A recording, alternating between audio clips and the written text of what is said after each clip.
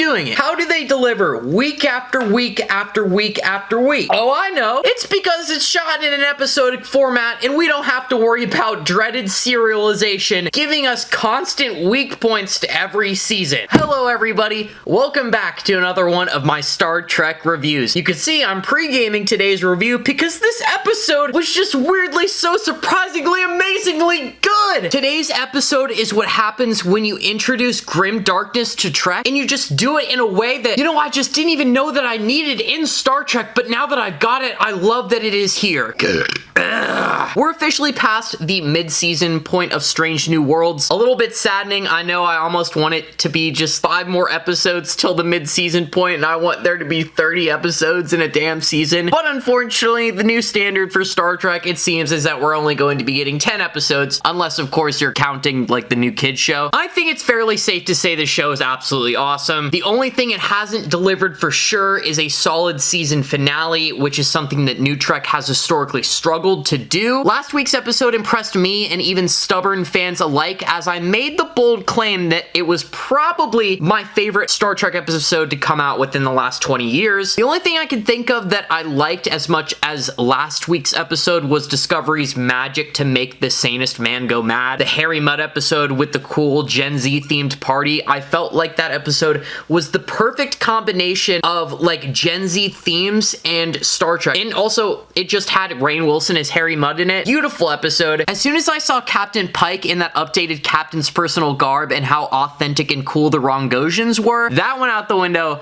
real fast. With every new episode that comes out, this series just seems like it gets more fun and exciting, and it just gives all Star Trek fans hope and happiness. We love that episodic Trek is back. We love that it's being done so well, and I'm happy to say that this is Star Trek. And I'm also happy to say that this is Star Trek that is so good that it deserves to be shilled. With a killer cast, killer plot lines and writing, and true Trek formulas, Star Trek Strange New Worlds is killing it. Strange New Worlds has also managed to sprinkle in some LGBTQ themes and representation, but what is exciting is that in next week's episode, we are being introduced to another non-binary character in the form of a Dr. Aspen. This is going to be the second human non-binary character that is going to be like on screen for Trek. They are having a trans actor play them, and also the episode, I'm pretty sure, is going to be directed by a trans director, which is really exciting for me. It is pretty important to me with episodes where you're going to be showing some decent representation of a community. The fact that members of that community are playing a huge direct role in the creation of that production, directing it and acting in it. Hella respect to the production team of Strange New Worlds for that, and I'm very excited to see what that episode is going to be like. Well, with all that being said, let's get into the review with today's episode that has a deliciously long episode title. It is titled Lift Us Where Suffering Cannot Reach. Let's get right into it.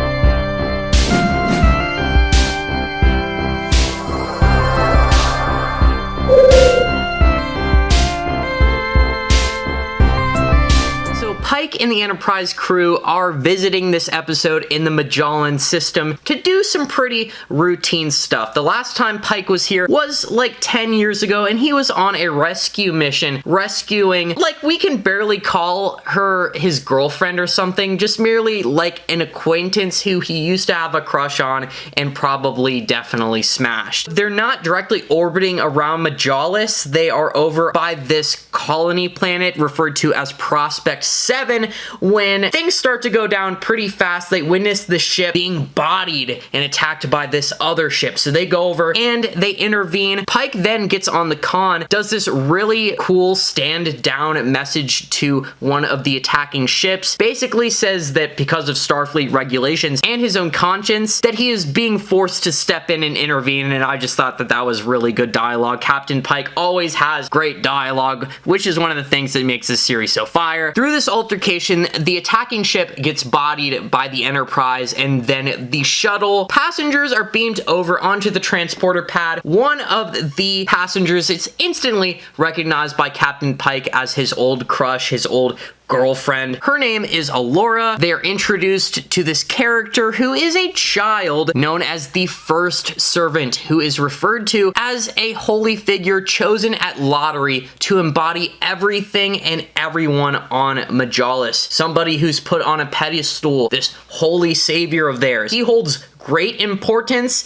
and his importance is like the best part of the episode. We learn at the end it's the biggest, most amazing twist. The first servant was studying on this moon. They're referring to this moon as a place of study for him, but we learn later in the episode that they're actually not being completely honest about this. The first servant is literally just a little kid. He's very bright, he is very nice and personable, and has a great personality, extremely intelligent, and we learn that in 2 days he's going to have this important ceremony called the Ascension. They're going to make him the Mac Daddy, or that's what it kind of seems like. But the vagueness of the ceremony is one of the tools that they use in this episode to make it so great. On the transporter pad with them is the person who is the biological father of the first servant. His name is Elder Gamal. We learn that Elder Gamal used to be a doctor, and while he is the father of the first servant, because the first servant is, you know, a part of this whole ritual, this ascension, it's almost like there's a clear disconnect between them. Like he's not allowed to truly treat him as a son, and more so has to treat him as this relic, you know, not like a person, but almost like this walking relic that this society worships and places high importance on. They're brought to the sick bay after this altercation, and we learn that there is some advanced medical technology that the Majolans have. They all have like these implants, quantum bio implants, that automatically sense when something is going wrong in the body and just fix it. Extremely advanced medical technology that makes the Federation seem super lame. There's even a scene when the first servant picks up a medical scanner from Nurse Chapel and says that it's primitive but interesting. A lot of the technology that the Federation has compared to the Majolans is like primitive. They have way better communication stuff. The first servant has a conversation with Spock. It's a very wholesome scene, which really makes you like the first servant. Makes a comment about how he can make like a subspace relay using just the technology in his biobed. The Majolans are extremely advanced.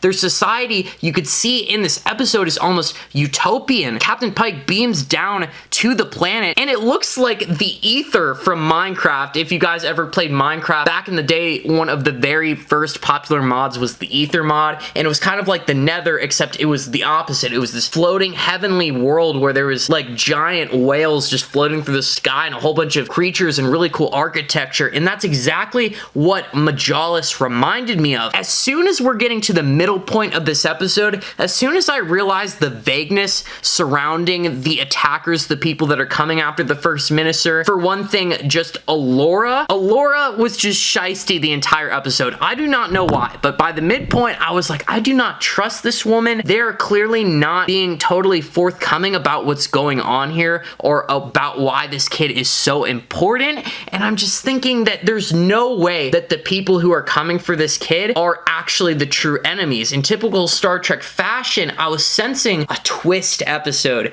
and what I got served to me as the twist episode.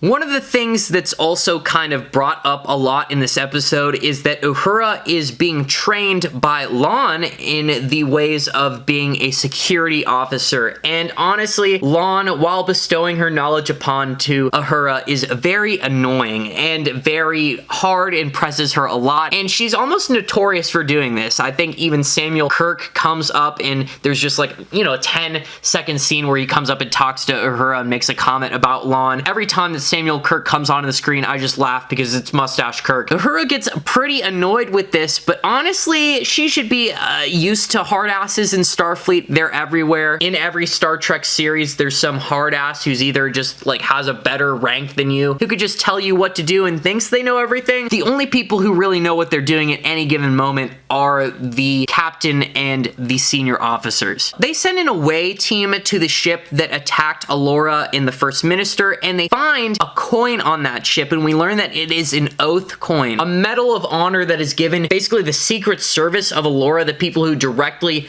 guard the first minister. When they see that this coin has been damaged and defaced, which is, you know, almost unheard of, they come to the conclusion that one of the personal guard has maybe gotten disgruntled and has devised this whole plan of attack against the first servant to stop the ascension. Pike comes down to the planet escorting Uhara. This is, you know, kind of unheard of. Nobody's really allowed to go down to Majalis because it is not a Federation planet. This place is kind of a utopia on its own. They really have no need for the Federation in hindsight when you see just how advanced their technology is and how their society is just chilling. So Uhara has the idea of inspecting the coins of the guards one by one. Eventually, she comes upon one of the guards and starts pressing him. He's bald, starts asking him, yo, how did your coin get dirty? The case is kind of messed up and broken. How did this happen? Finally, just gets a little bit fed up, starts looking around, guilty as hell. Black Air Force One energy, 0 to 100. This is where the episode starts getting amazing. An incredible chase scene ensues where he vaporizes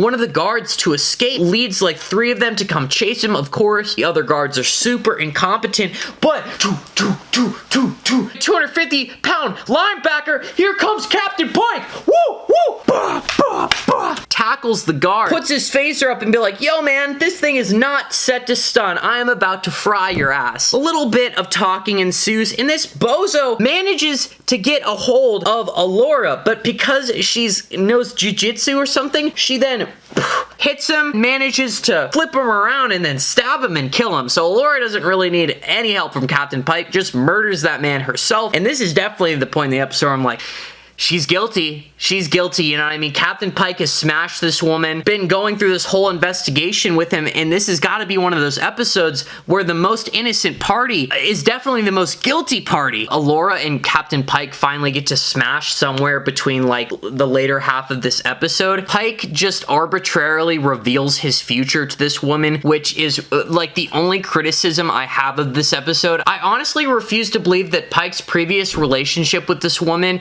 is so important. They've known each other for so long that warrants him sharing this information. Like, he's almost trauma dumping onto her. Do you know what I mean? There's just no reason for him to share that he's going to die in 10 years. It's almost just kind of like weirdly roped in. I honestly feel like they could have filled up that scene with something else, or maybe they could have talked about something different. Maybe we could have learned something about Captain Pike rather than just bringing up the fact that Captain Pike is going to die in 10 years. That's like literally my only criticism of the episode. Another thing that's regularly explored in this episode is Mbenga's transporter daughter. Because the Majolans have crazy medical technology, Mbenga realizes this and is like, whoa, none of the people on your planet have any disease. You all have these like quantum bio implants that just fix everything for you. Hey, I have a daughter over here who's like dying. Can I use this on my daughter? Can I fix her? Please, please let me fix my daughter. But of course, because these people are not part of the Federation, they do not want to share their medical technology, just like how the Federation doesn't want to share their more advanced technology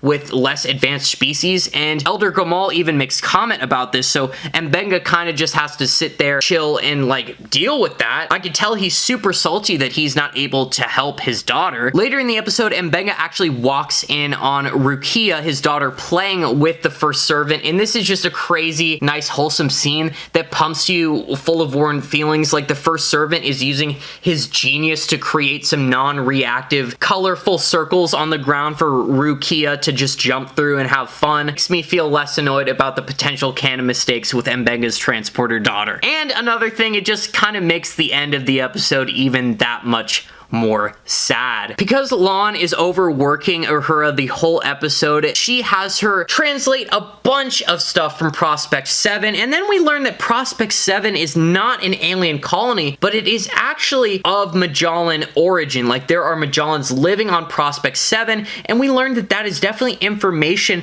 that Uhara and Elder Gamal chose to keep away from Captain Pike and crew. So they're definitely, at this point, just like proven liars, and at this point I'm like, like, these people are shisty. They're definitely the bad guys. Then things really go from 0 to 100 when the first servant is abruptly beamed off the transporter pad and kidnapped. They think he's over on this attacking enemy ship that they attempt to tractor beam, and then while they're tractor beaming it, Captain Pike gives the command to crewman Mitchell, hey, release that tractor beam, this is getting a little bit dangerous, and it really does look like crewman Mitchell just doesn't do it in time and is kind of neglectful and just takes a Matt Allen over here like, crewman Mitchell! But no, this is all just a part of the plan. They're under the impression now that the first servant has been vaporized via tractor beam. They are down on the planet below, tripping. Allura over here is saying that the planet is literally going to fall into doom and hellfire. Why is the entire planet relying on this child? We will find out soon enough. Uhara is a super sleuth because she has been training in the area of security the whole episode. She comes to the conclusion that Elder Gamal is an imposter. He did a full scan on both himself and the first servant and allowed him to get beamed off the transporter pad. Spock does some investigating, and because of that previous conversation they had earlier in the medical bay, comes to the conclusion to do some searching around for maybe a little bit of a signal left behind by the first servant. So the first servant is actually on the Enterprise the entire time and was just beamed aboard this little pod so that he can miss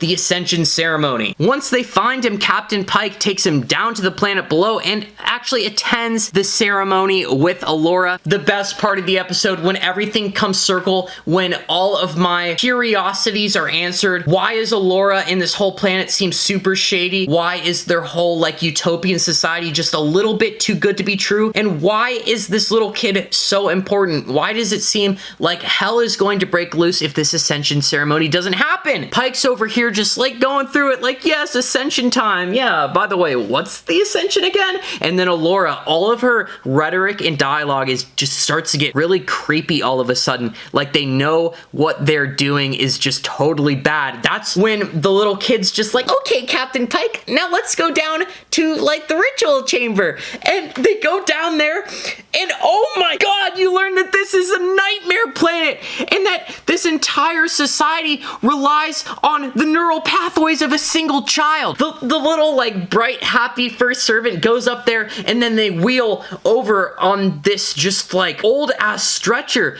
this corpse. They lift it up, a shrunken head, but it's a whole body. It's a child, a dead child is on that really gross ass stretcher, and I'm over here thinking like, yes, this is like good grimdark. This is when Star Trek gets like dark appropriately, you know? It's not just like stabbing Icheb on a table for no reason. No, this is good, calculated grim darkness that's actually supposed to shock and scare you. It happens a lot in Trek, and this is just them doing it right. Do you know what I mean? It's not arbitrary, just killing a whole bunch of things. It is beautiful, good, almost like horror. The end of this episode was amazing. I loved it. I loved the idea of Allura talking about how the founders of her civilization created some kind of crazy nightmare device that for some reason relies on the brain of a child. The little kid has to sit in this chair. He actually just gets these tubes connected to him and he suffers his entire life until he withers away so that the rest of the society can prosper.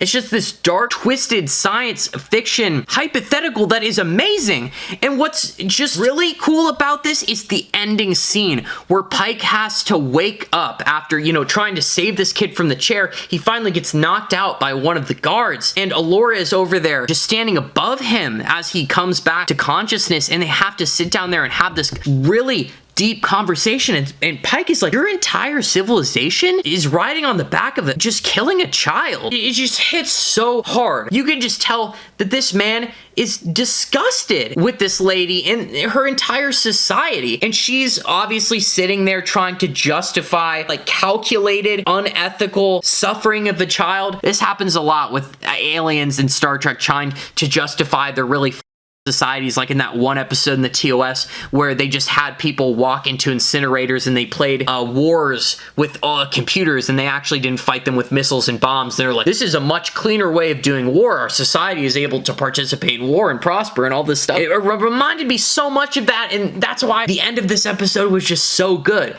And another reason why it was good is because the kid actually is like falls victim to it. He has to sit in the chair. Once he gets connected with those things, once Captain Pike is powerless to stop this, you realize that, man, that's just it. That's going to be his fate. There's nothing Captain Pike can do. This isn't a Federation planet. Uhara and the rest of these shisty people are going to have their way, and you realize the whole time that the guard who died vaporized the other guard, and even Elder Gamal, they were all working towards this goal of trying to save the kid and trying to stop this up ritual, and it was just such a good ending to the episode. I cannot lie, I thoroughly enjoyed it. But at the real end of the episode, Elder Gamar does lighten up a little bit after his son is subjected to a life of servitude, and he gives Mbenga vital information that he needs to help his daughter. Like, literally gives him the first big step in allowing Mbenga to actually maybe have a shred of hope in helping his daughter. And aside from the fact that there is like clear canon mistakes with Mbenga's daughter being in the transporter for this long, just over and over again, I feel like maybe they can explain it and they can maybe make me feel a lot better about it by the time that this series is over. But in all honesty, I just don't think that Mbenga's daughter should live. I feel like that she should probably die, like the one transporter son from the Enterprise episode that I totally forget the name of. I cannot even hope to remember that right now. But yes, that episode was sincerely fire, like decent horror elements to it, great twists. Again, just another episode of Strange New Worlds where the entire cast actually shows up and has a good amount of screen time and dialogue. They're just utilizing the characters very well, and I just like it a lot. But yeah, that episode easily, at minimum, gets a 7 out of 10 for me. Just another fire banger from Strange New Worlds. I'm happy to review every episode of this series, and I'm a little bit sad that we only have 3 more episodes before I'm going to have to wait a while for some more. But also, some exciting stuff is going to be happening in next week's episode, and in next season of Strange New Worlds, we get Captain, Lieutenant Kirk, and we're probably going to get a whole bunch of crazy stuff as well. I just can't wait to see if they can give us a really good season finale. But with all that being said, what did you guys think about today's episode? Leave it down in the comments below. I am very interested to know what you guys have to say. Comments are my favorite thing about this platform. When we hit 10K subscribers on this channel, I am going to cosplay as a Star Trek Xenos, and I'm going to go out and probably harass people in public and film it. If you'd like to discuss any of the things that we discuss here on the channel, join the Discord, link is in the bottom of every video. And if you're enjoying any of the content that you see on the channel, I'd be very flattered if you were to subscribe. And with all that being said, hope you guys have a good rest of your week. Live long and prosper.